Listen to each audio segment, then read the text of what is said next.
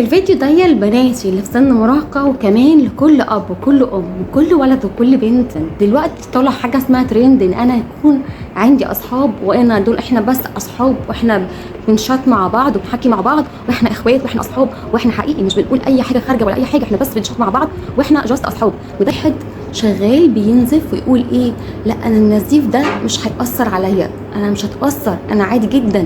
هو مدرك ان اللي بيحصل له ده هيأثر عليه او مش هيأثر عليه، ده مش هيمنع النتيجة. طيب واللي تقول لي ايه، لا يا رشا احنا بس اخوات، احنا مش بنعمل حاجة.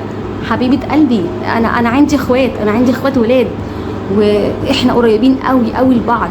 يعني انا ما شفتش اخوات ولاد يقعدوا يشيتوا مع بعض شتات بقى بالليل وانديفيدوال، ونقعد مع بعض ونحكي لبعض تفاصيل حياتنا.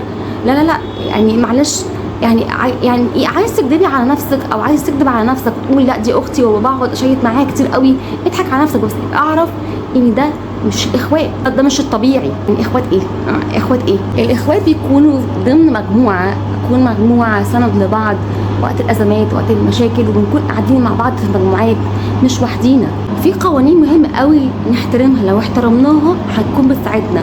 الكتاب بيقول ايه، هل ياخذ انسان نارا في حضنه ولا تحترق ثيابه؟